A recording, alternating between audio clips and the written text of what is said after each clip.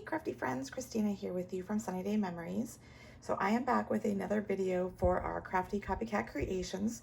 This month we are exploring different ways to use Stampin' Up's new shimmer brushes.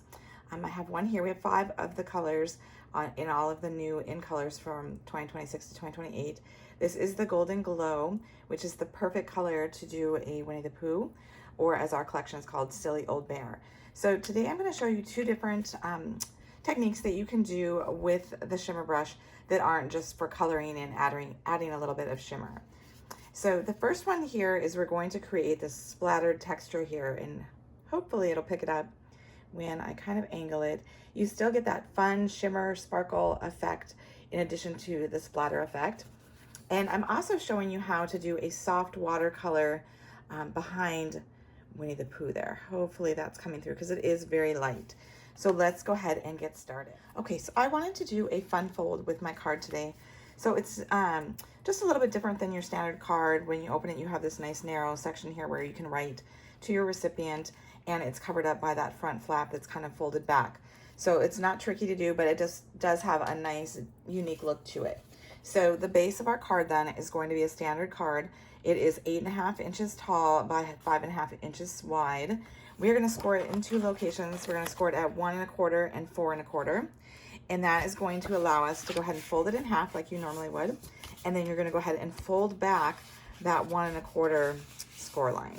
So you have that nice valley fold here in the front. So that is the basis for our card.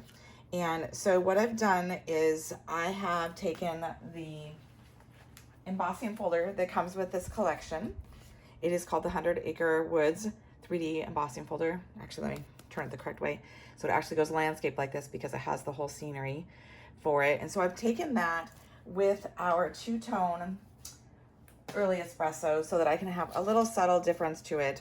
So it measures 2 3/4 by 5 1/4 tall. And I've gone ahead and embossed it on the light side. Our 2-tone cardstock has that true color on the one side and then a lighter tone of that same color on the back side. And so that allows it to just be a little bit different here. You can see the subtle difference between that. The other thing that's fun that it allows you to do is you could go ahead and sand this and expose that white core if you wanted to. I'm just leaving it as it is. You'll notice that like along the river here, it did kind of show off a little bit of that white core. So I'm going to go ahead and glue this down here so it's centered in this panel here that's on the left, that 3-inch side. Okay, so I did fail to mention I like to use a liquid glue when I'm gluing down something that's been embossed because it has all those little nooks and crannies. So a liquid glue is going to help it attach better than a regular like tape runner style. A tape runner is going to work, but I just find that the liquid glue is really handy for that. So I just wanted to give you that little tip. The other thing I'm going to do is I'm going to put a little bit of adhesive here in the center of that 1 1/4 panel so that I can go ahead and glue this back. You can glue the whole thing down if you want, but I find that I like to just do the center piece so that I can kind of have that dimension where it's not attached at the top or at the bottom. And then I'm just going to go ahead and set a block down or something heavy that you have close by, just to kind of hold it down in place so that it can go ahead and start to adhere properly. So while that is gluing down, we are going to go ahead and start working on our first technique with the shimmer brush. Okay, so to do that, I am taking a piece of Berry Vanilla. It measures 4 inches by 5 1/4, and you'll notice there's a slight pencil line on there. What I did is I wanted to ensure that I didn't go past a certain point when I'm doing this technique, so I put that pencil line there to kind of help guide me. And I will show you that you can easily erase that all, or you can add an extra strip of cardstock here. So what we're going to do is we're going to go ahead and take our shimmer brush, and you can see that all the shimmer paint here is at the bottom, so you can see how full it is. I like to shake it just a little bit just to make sure that all of that shimmer mixes in nicely with the color. Then there are these 2 pressing spots here. It says push. Generally, once you've already started using it, there's enough liquid on here that if you're just coloring in an image, you won't need to push it every time. But because we want to get a lot out of it, I'm going to go ahead and push it several times just to get a lot of that fluid out here on my glass mat. If you don't have a glass mat to work on, I would recommend something like maybe like a plastic plate or something that you can easily clean up, because you don't want to put it on any paper or anything like that, because then it's just going to soak into the paper and you won't be able to use it for the technique that we're doing here. So then I'm just taking a simple block and I'm going ahead and I'm squishing it down on there And I'm doing that a couple times, and you'll see it's gonna look different every single time that we do this. It's gonna be very organic. So I'm starting at the top here, and I'm trying to line up the edge of my block with that line that I've created. And then I'm just gonna press down like I'm stamping. And so it's a more bold look there, but as we go along, it will get less and less. And so I'm just going below that, right up to that line. And you can add more ink as you start to deplete the ink that you've created here. You can go ahead and do it as long as you get enough ink that you're happy with the look of it. So you can see it's getting kind of less and less here. Obviously, I would probably want to add some more so that it's more consistent. And so I'm gonna go ahead and squeeze the sides here of my shimmer brush and then start adding some more of that. All right, so I have finished doing that. I've gone all the way down. So now I'm gonna go ahead and I'm gonna set it aside to dry. So I still have a little bit here that I don't want it to go to waste, and so that's how I decided to go ahead and use that for a little color wash behind my focal point here. So I'm going to go ahead and grab my piece that I'm gonna be doing that on, which is again, another very vanilla piece. It measures 2.5 by 2.5. And so what I'm gonna do, slide this over, is I'm going to grab a water bottle, just standard like you could get at Target, Walmart, Dollar Tree. And I'm just gonna add some water to this. And you can see it's gonna obviously get very diluted, and it won't have as much of that sparkle that you had before. And I'm gonna do the same thing. I'm just gonna get like a more of a square type block and try to get a good amount on here. And then I'm just gonna go ahead and press it down in the center and then lift up. I only did it once because I am not using a watercolor paper. I don't want my paper to get too wet and to start peeling off or anything like that. I just want to have a subtle bit of a color on their color wash. And so you can see this one has a little bit more color to it than my sample does, which I like because they're totally unique. Again, it's very organic, just like my splotches on the side are different than my sample. So I'm gonna set those two aside to go ahead and dry, and we're gonna continue gluing our other pieces to our card. All right, so I'm gonna go ahead and grab my card base again, and we're gonna go ahead and add some of the designer series paper or pattern paper, as you may know it as. I have got a piece from that Silly Old Bear paper collection. It measures 1 inch wide by 5 1/4 tall. And it's just bringing in that early espresso and that golden glow. And I'm gonna go ahead and adhere it right here, centered on that 1 inch flap, or 1 1/4, sorry. Okay, so next I'm gonna go ahead and start doing my focal point here. I am using a 2 7/8 by 2 7/8 early espresso cardstock as my main portion of that. And then I am doing a 1/4 inch down. I am doing 2 5/8 by 2 5/8 of the Golden Glow. And that will be right here. And so I'm gonna glue those two together. And once this is completely dry, then we're gonna go ahead and work on that one, which will be right on the top here. And I think I did give you the measurement. I think it's 2.5. Yep, 2.5 by 2.5. Now I'm gonna do some die cutting. I am creating the focal point with the Pooh Bear and the honey pot out of one of the pattern papers. We have this pattern paper here. You can see I've already cut out some portions on here that they coordinate beautifully with a set that's part of the suite. So you can stamp it with a stamp set, or you can just use the dies to cut it directly out of the paper, the pattern paper, which is what I'm gonna do. So I have Winnie the Pooh here, as well as a honey pot.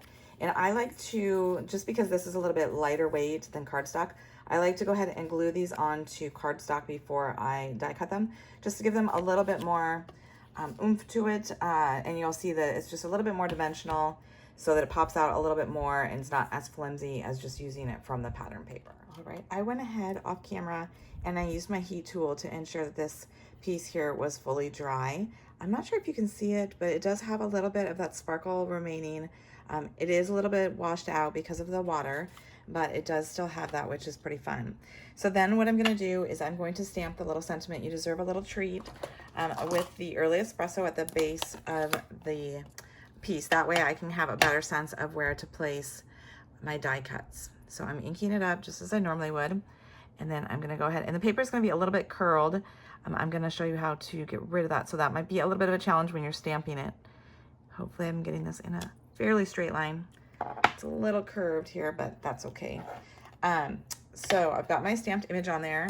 I've gone ahead and I've die cut both the Pooh Bear and the honey pot. So I'm just gonna go ahead and take those apart. I've used some washi tape to hold it all together so that I'm very careful when I remove that so that it doesn't peel the paper. But as you can see, it has that nice white trim around it. And then I'm gonna get my honey pot here, pop that out. And so what I'm gonna do first is glue down the honey pot so that it's flush on the paper, and then I'm going to use some dimensionals to go ahead and put Winnie the Pooh, so that gives him a little bit more dimension, looking like he's a little bit further away from the honey pot. So when you add any kind of water to your paper, you're gonna notice that it's gonna warp a little bit from that being added to it. So the best thing to do to kind of smooth that out is to use a liquid adhesive. It kind of reactivates that liquid that was in there when you were doing the water, and it helps smooth it out when you're going ahead and gluing it down to something else. And so that's what I'm doing here, is I'm using that liquid adhesive so I can go ahead and center it here onto the Golden Glow. And there's just gonna be 1/8 of an inch border.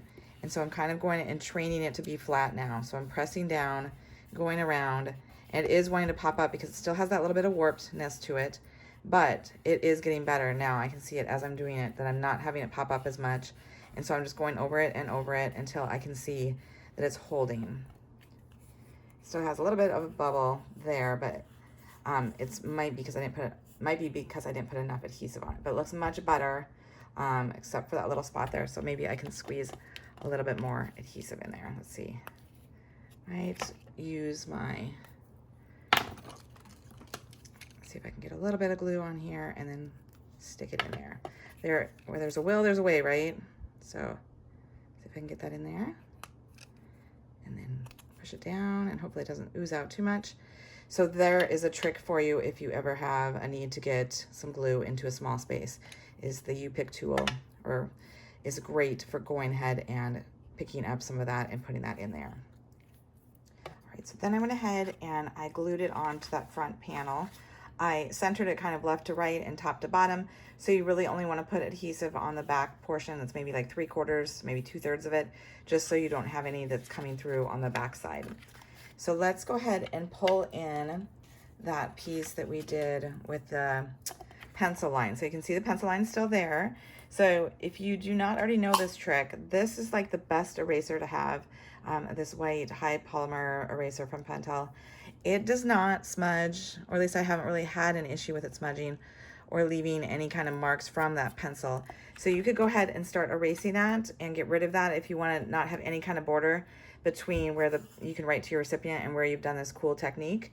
But if you want to kind of tie it all together, what I've done with my sample card here is I've gone ahead and I've taken a 1/4 inch by 5 1/4 early espresso strip, and I'm just going ahead and I'm gluing that down right over that pencil line.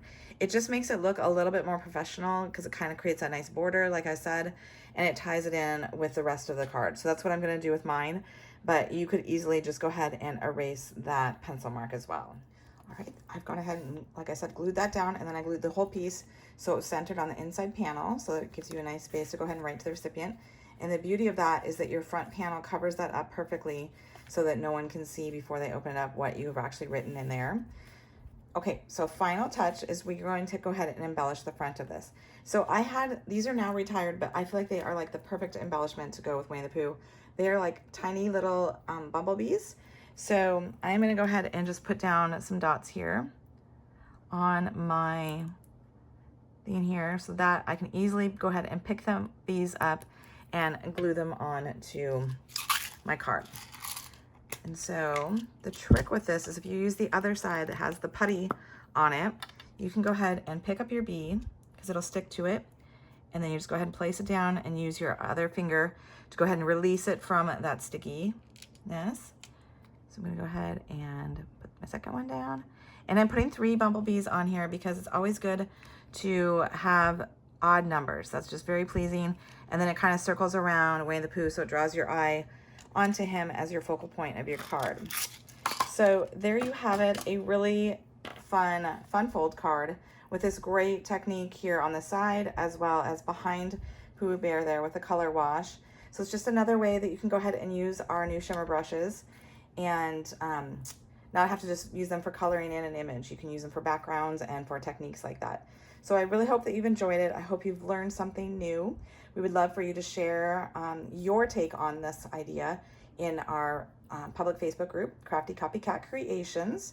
And if you like this video, be sure to like it and subscribe to our channel so you don't miss future ones.